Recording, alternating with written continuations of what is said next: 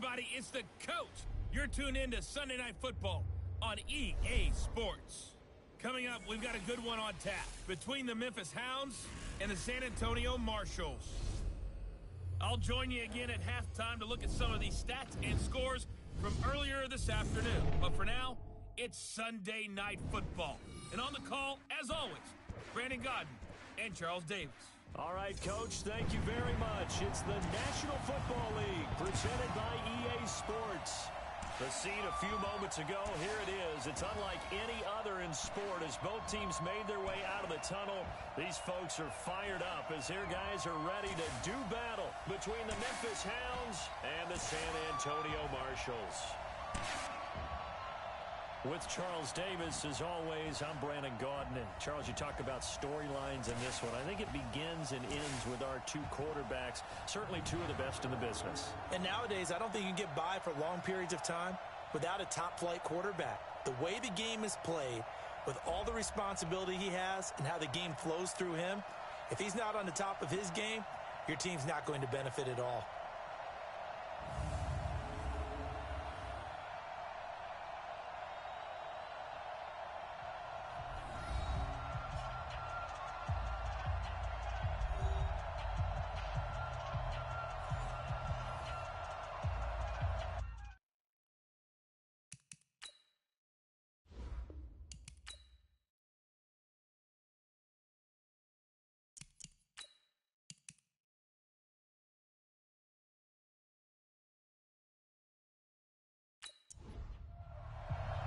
The holiday season is upon us. We've got the gift of the NFL as we're underway here in Week 16.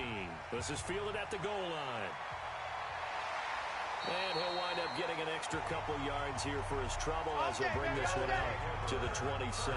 So out comes this offense to take over for the first time.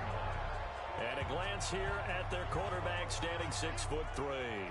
And what I enjoyed in preparing for this game was talking not just with the coaching staff, but with him as well. And I found it interesting that the coaching staff sees him one way, and he sees himself an entirely different way. Yeah, one thing he said he's always working on, we know he's not bad at this, but his footwork, always wants to improve that, and that's something he's going to focus on here. And what was so funny, what the offensive coordinator said right off the top, he's got great footwork. Love his footwork. So this guy is never satisfied. Defensively here, you're facing a top-5 team in terms of points scored in the NFL. So when they're that high-powered, you've got to find a way to hold them under 20, because to me, that's the magic number. 20 points scored, you give yourself your best chance to win. So if they're up around 24, 28, 30, they could be in some trouble. And I think so, because then you turn into a shootout, and that means your offense has to keep pace. They will get 4 yards here on the first down run, and that'll make it 2nd and 6. They give him 4 yards there. It'll be 2nd and 6. And the Buffet boys, the O-line, hopefully they're ready today. Listen, you got to feed them first. But if you do, you usually get a great product out on the field. And when they play well, the quarterback can't wait to feed them afterwards. Stepping up, he'll try and run. It's a foot race. Touchdown! A big play there. 54 yards as his guys are able to strike first here in this opening quarter. We saw so much of this last year at the college level, but there you go. His first rushing touchdown as an NFL quarterback. And with the speed he has, we certainly know it won't be his last, because that's something that aided him very well, as you mentioned, at the college level. It's something he's going to carry over, and they'll make it a big part of their offense. Point after, right down the middle. And it's now a 7-0 game. A drive there of just 4 plays. And the finishing touch was that nice long run into the end zone.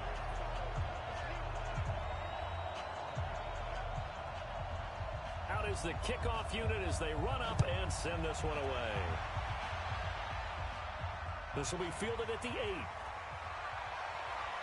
Solid return, pretty good field position. They'll start at the 32-yard line. So now we'll get a look at the other offensive unit as they come out for their first possession. And leading them out there, we get a look at their 6'3" quarterback. And what's a quarterback's best friend? balance? I think you're right. I agree with you. You know, a lot of guys would say great receiver, right? A terrific offensive line. But I agree with you, balance, because if you can run the ball effectively, that just opens things up for guys who want to throw it and gives you easier passing lanes and easier coverages to read. And they said balance will be a focus in this one. Yeah, they don't want it all just heaped on his shoulders, I don't believe. I think they want to make sure they take some of the pressure off. Nice play right there to stop him behind the line, but I want to see how this defense continues to play him here in the first half. Yeah, we know. You know better than I. He has the ability to take over a game. So what do you do? Yeah, I think you have to make sure that you bottle him in at varying levels, because if you crowd everyone to the line of scrimmage, if he breaks through, there's nothing but room to run. A second down pass play there, but it's incomplete. And this O-line, it is the lifeblood of the offense. They establish the tone. Mean, nasty, physical. They can't wait to get after people. That allows the rest of the offense to feel confident. An incomplete pass on that last play, and that means they'll need to come up with something here on third down. They'll look to throw here. Wide open receiver complete. And he'll be taken down, but not before they work it across midfield. Call that a very strong gain of 24. I know at the end of games, coaches always tell us that no one play won or lost a game.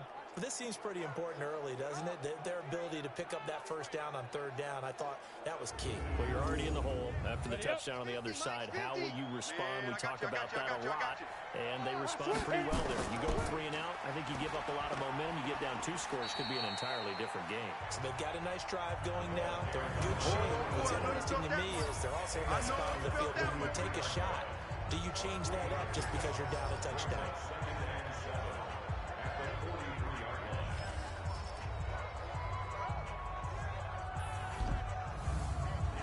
3 yards on that last carry. Here's 2nd and 7. All day, every day, any day. Here's a 2nd and 7. And it's a short one here, complete to his tight end.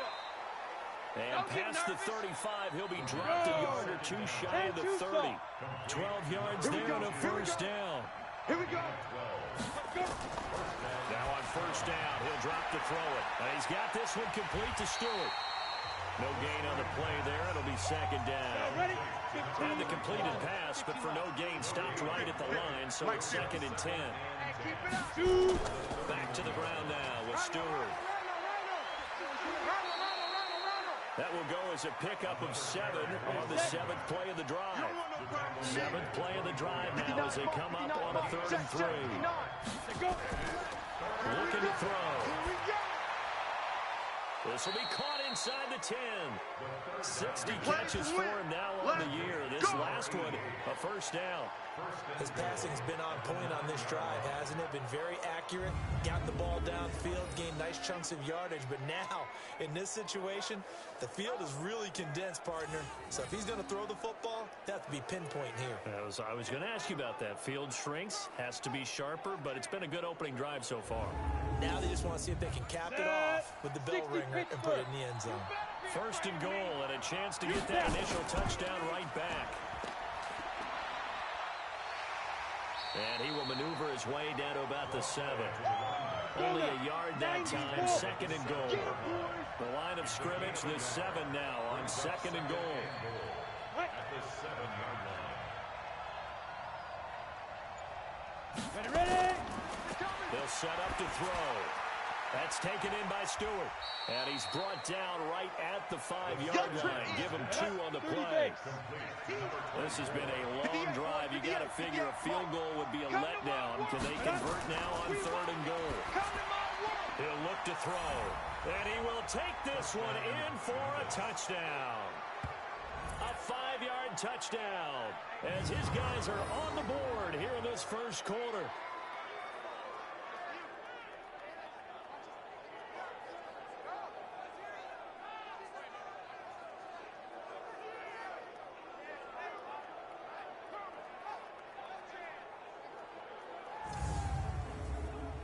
Out comes the kicking team here for the extra point. It's good, and we're all tied at 7 apiece. That ties the game at 7. So that one a long 11-play drive.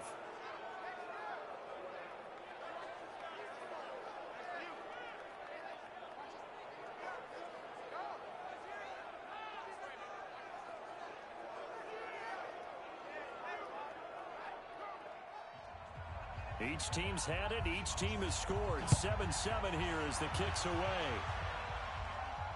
This fielded a few yards into the end zone. And no run back here. This will be a touchback, and it comes out to the 25-yard line.